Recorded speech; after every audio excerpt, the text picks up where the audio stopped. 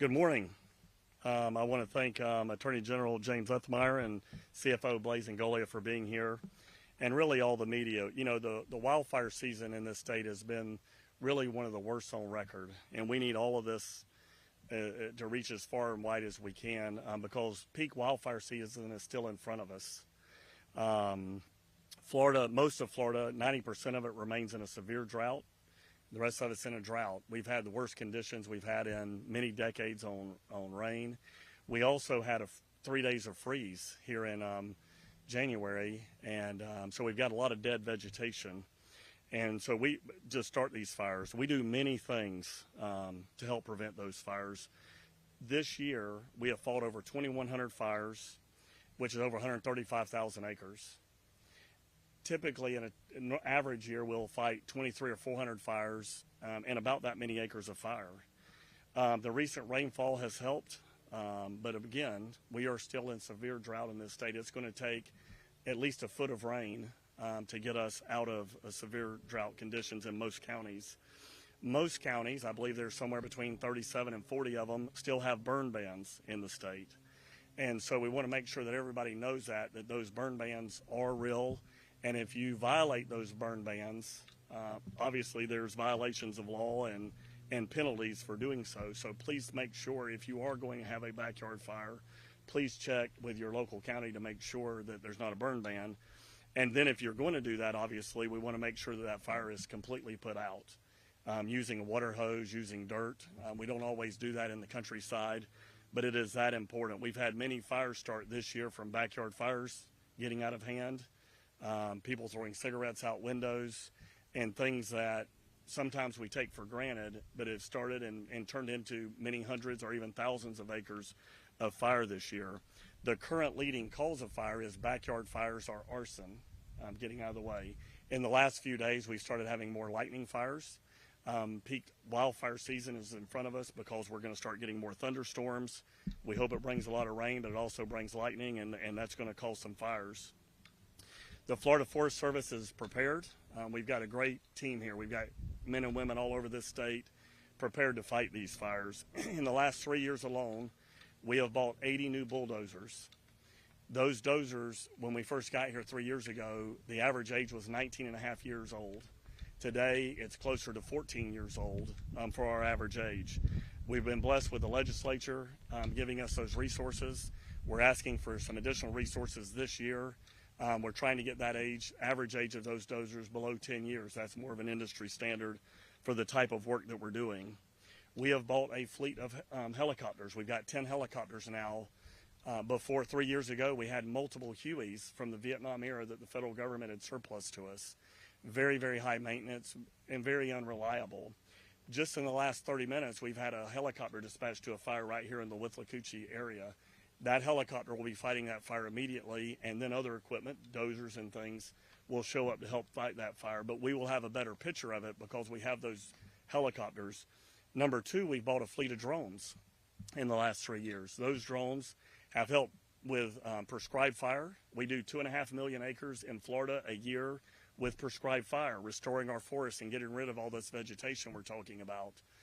The rest of the country does 7.5 million a year, the entire country. We do 2.5 million of it here in the state of Florida. We're very, very proud of our prescribed program and how it restores our forests, but also how it gets rid of that fuel that creates the environment where these fires can get out of hand.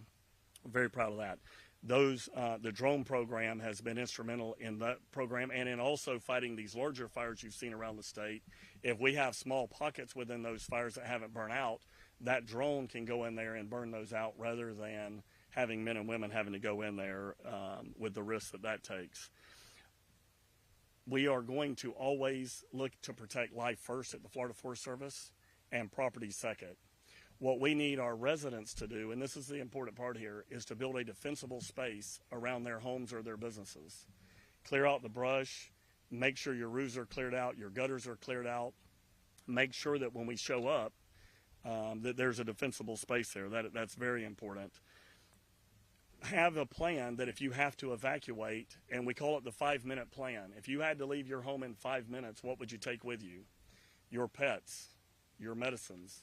things that are important to you that you can put in your car within 5 minutes or less, certainly 10, because these fires can move very quickly. We have high winds generally this time of year associated with these thunderstorms, and we want to make sure that people have a plan in place, because it really is not good when people leave their homes and they don't have their proper medicines, right? And how do we get them? And we have agencies that work with us on that, but it's something that we have to be aware of. And if we plan properly, we're in better shape. So at this time, I would just say that, look, we've been through many wildfire seasons, probably none like this one in several decades, many decades. This is as bad as it gets. We are proud of the fact that the Florida Forest Service, working with all of our local partners, we work with every fire facility here in the county, each county's fire facilities, the CFO's team, the Attorney General's team. If we find arson, it would be his team that would help us prosecute those folks. And so we're very proud of the responses that we can do, but we need the public's help on this one. If it's not necessary, please don't do those backyard fires. Wait till we get in earnest in rain season. Make sure your local county don't have those burn bans. And we will get through this, but we do need our residents to pay attention, because we are just now coming up on peak fire season. So thank you, and I'm going to turn it over to the Attorney General. Thanks, Commissioner. It's an honor to be here and support you in this important work. Over the last 4 or 5 years, we've had over 2,000 prosecuted arson cases here in the state of Florida. Most fires end up beginning, as the Commissioner said, through man-made actions. People at home need to take this seriously. I love a good bonfire as much as anybody, but with our record droughts and the dry climate, unfortunately, accidents can happen. Things can go wrong, and before you know it, a fire can be out of hand and endanger our communities. Here in Florida, if you intentionally cause arson, you're looking at 5 years behind bars and serious fines. If you intentionally start a fire that spreads and causes death or very serious injury, you're looking at a lot more time than that behind bars and even more serious fines. And even if you act recklessly and maybe without intention to do serious harm, nevertheless, if you act recklessly and cause a fire that engages or causes destruction across communities, you're still looking at time behind bars and fines. So we will prosecute cases. People need to act prudently. It is a drought right now. That's the world we live in. I do want to commend the Commissioner. In my prior life as Governor DeSantis' Chief of Staff, years ago before he even took office, he was working very proactively to secure funding and resources to upgrade the fleet of helicopters to be able to utilize new technology and more quickly put these fires out. Using helicopters, drones, and other technologies, we're able to attack these problems like never before. I'll also say, before he took office, I remember being over in the Panhandle where I'm from, and everybody was very worried about the underbrush. There was a lot of trees and branches and things blown down from Hurricane Michael and other storms, and that is just fuel for the fire once it gets started. But over the last few years, the forestry team has done a great job of clearing out this underbrush and working proactively to prevent these fires from spreading. So look, have fun, have a good time, enjoy some beers over the holidays this summer. But if you're in one of these burn ban counties, which right now is about 2/3, and it does change pretty quickly, please take this seriously.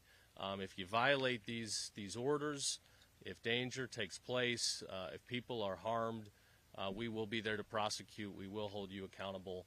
We will send a message that we're going to enforce rule of law here in the state of Florida. We want to protect our homes, our families, our wildlife, our businesses, and our way of life here in the free state of Florida. Thanks, and God bless. Good afternoon. My name is Blaise Ngoli. I'm Chief Financial Officer and a State Fire Marshal. First, before we start, I want to thank Commissioner Simpson on his leadership on this issue, protecting not only our resources, but the real Florida. And that is a lot of what's going on right now. Is a lot of fires damage being done to a lot of forests, a lot of brush fires going on across the state. So I want to thank you for having me here today. I want to thank all of the firefighters who are out there putting their lives on the line every day. We are standing inside a memorial right now for firefighters who have given their lives fighting these fires. So very much appreciated all of the hard work that they do. And as we know, Florida is experiencing an active and destructive wildfire season right here in the state of Florida. As you know, these fires are very unpredictable. They can ignite easily, and I think this is an important message to get out because we are reaching and approaching the peak of wildfire season. I know there are, kids are starting to get out of school. There are going to be bonfires. We're coming up on the July 4th holiday, so there is going to be more parties going on, but we need to make sure that we're putting common sense first, making sure that we do not start and spark these additional wildfires because of the drought that we are going in, that we are in right now. We know that we have had some rain over the past couple of days, but that is nowhere near what is needed to fill our reservoirs and make sure that the ground is saturated enough to quell any potential fires. We are here to support our firefighters. We are here to support our community. Just know that if fire ever gets bad where it reaches the Division of Emergency Management, that's where us in our office sort of kick in. And it's also very important to listen to fire and safety instructions, the messages that we are delivering here today, adhere to burn bans, because burn bans are not just something that they decide to do without any input. These are very serious issues that we're trying to prevent the loss of property and the loss of life. Most importantly, you can stay up in touch by signing up for emergency alerts and notifications from your local emergency management department and FDM. As we know, there are, I think, 37, 38, 39. I think the number changes every day on the amount of active burn bans. So before you start burning, before you start having that bonfire, before you start doing any burn whatsoever, just please check with the local authorities, make sure that you're not putting anyone at risk. I also want to remind everyone to make sure if there's a burn in your area, if there's a wildfire in your area, make sure that you are, as a homeowner, if your personal home is in the way, make sure that you are taking all the proactive measures to make sure that you know exactly what the status of your home is in advance. The reason why I say that is it is likely that if a burn starts approaching your home, you may have to file an insurance claim. So take out your phone, start taking pictures of all of your property, start taking a video inside and outside of your property, have a digital record of everything that is yours there as the fire approaches. In fact, I would go a step further. I would take video of your home. I would take video of the smoke to let the insurance company and adjusters know that this is what actually caused the problem. This way you have a digital record. I would upload all of that information to some sort of cloud, whether it is an app or whether it's straight from your phone. Make sure that you have all that information. What I would do also is make sure that all of the documents, like your insurance policy, all of your important contacts, are in a safe place. Now, if a fire is coming, don't go and run back in the house to get this documentation. Documentation can be retrieved. What I would do is take a picture on your phone of all the pages so you have a digital recording of that, upload it to the cloud so you can get it later. Florida fighters, I've said this before, I will continue to say it, are some of the best, or if the not best, at what they do across the United States. The amount of work and preparation that they have to go through on a daily basis to keep themselves, their families, and their community safe is outstanding. What we don't want to do is we do not want to put their lives at risk by needless nonsense. So please take heed of these burn warnings and make sure that we're keeping everyone safe. I appreciate your time on this, Commissioner. Good morning. I'm Rick Dolan. I'm the director of the Florida Forest Service, and I want to start by thanking Commissioner Simpson for your continued support and leadership for the Florida Forest Service. It's second to none. I've been with the agency a long time, and we wouldn't be in the situation that we're in today without your leadership. And I also want to thank Governor DeSantis and the legislature as well was mentioned, as Commissioner Simpson mentioned, we have acquired a lot of equipment in the last 3 or 4 years, and you can't prepare for a wildfire season like we're in right now. You have to do it years in advance, and we would not be in the situation that we're in or be set up for success like we are without the continued support that we've gotten. And as it was said before, we've responded to over 2,100 wildfires since January 1st. And the Florida Forest Service is the jurisdictional agency for wildland fire for the state of Florida. But we cannot do it alone. And it is truly a group effort, a team effort, the interagency cooperation between all of the agencies. And I do want to talk about some of them today because it's really important for our success. And the first one, is our state partners, with the Florida Fire Marshals and Director Rice. We have an excellent relationship with them. They were able to mobilize structural task forces for us for some of the larger fires we had last month. Without that support, we could have lost some homes, and we didn't in some of those large fires last month. The Division of Emergency Management as well, they've provided us some crucial logistical support with Director Guthrie, and we do appreciate them. The Florida State Parks, they have provided us numerous strike teams of engines, under the Department of Environmental Protection. We have them on fires right now, and they've helped us contain and control these fires so we can pull our firefighters off of them to respond to new ones. The local fire service, whether it's a county fire department, a city fire department, volunteer fire departments, it's all one team, and the way that we cooperate in this state is excellent. I've been all over this country, and it's not that way everywhere, and the CFO said it exactly right, and that is that we have some of the best firefighters in the state of Florida, and the interagency cooperation that we have here is second to none. We've utilized the Florida National Guard this year, and I've used them in the past, but we've used them more this year than I can ever remember. And the work that they have done with their helicopters, working in tandem with our helicopters, has been tremendous. It's been tremendous. And last, I want to mention our federal partners, because without our federal partners, I'm not really sure where we would be, because we have 4 air tankers stationed in Lake City.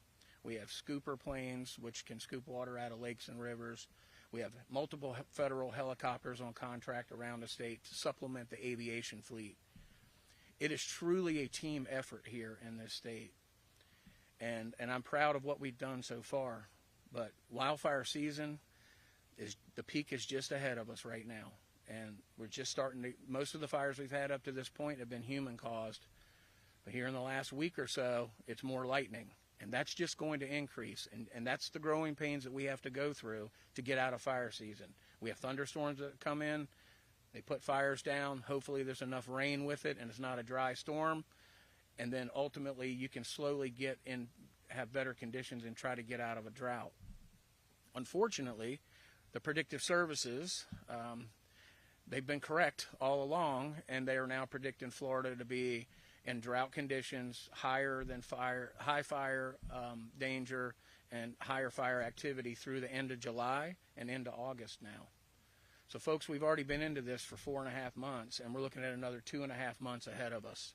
And it's a long season. It's a long season. But we have some of the best. We have some of the best here. And as the Commissioner said, you need to protect yourselves and create defensible space. Make sure you got a plan. Because if you don't give us an opportunity to protect your property, there's not an opportunity to protect your property. And it's up to you as a citizen of the state of Florida to try to protect yourself. And for more information on how to do that, go to BeWildfireReadyFL.com, and they can give you all the tips and tricks to be able to protect yourself from wildfire. Thank you. Are there any questions? Sure.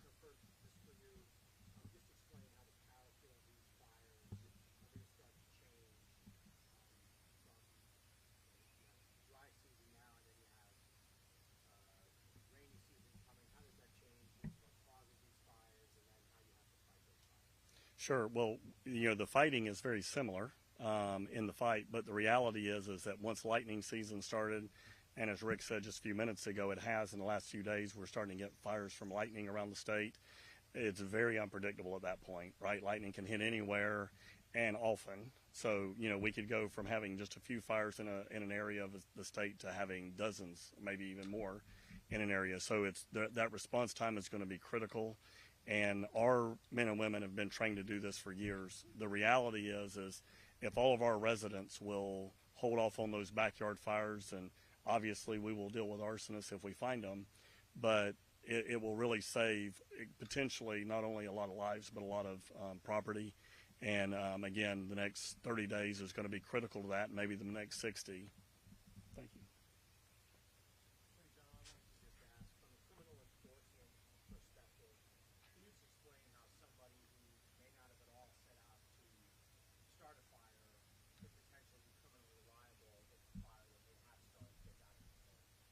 Sure. Well, if somebody's not intending, to go cause mayhem, but nevertheless, they're starting a bonfire, a campfire in a county that has a ban, then there still can be penalties. You're not going away for 5 years. If you commit arson, if you go and light a fire knowing what's going to happen, then we're going to prosecute to the fullest, and you will go away for serious time. But people at home, ignorance of the law is not typically a defense. You've got to be informed. You got to know what's going on. You got to understand we're in a drought. If you go out and start some big bonfire with these drought conditions and the wind blows and all of a sudden the neighborhood's on fire, you will be held accountable.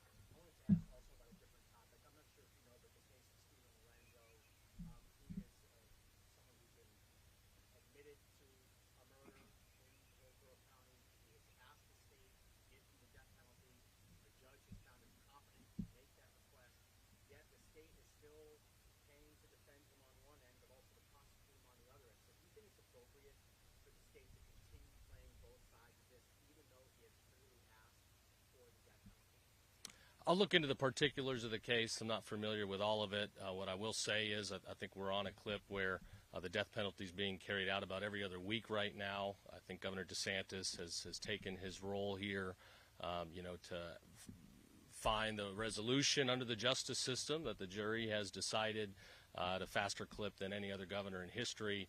I'll look into that one, and, I'm all for getting them on the list.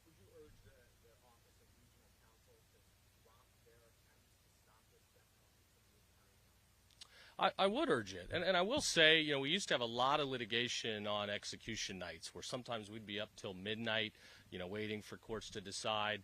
We don't see that as much anymore. I think people realize that the state is, carrying out its obligation. We all take an oath to enforce the law. The people that are being executed have committed some of the most heinous crimes, unspeakable things, many things to women and children. And you don't see the same type of frivolous litigation that you used to, which I appreciate. But look, if a jury has said he deserves the ultimate form of punishment, if he's competent, if he's not objecting, then that should be carried out. I do know that there is a waiting list and other people that are scheduled, and it might just be a matter of timing and resources. Thanks.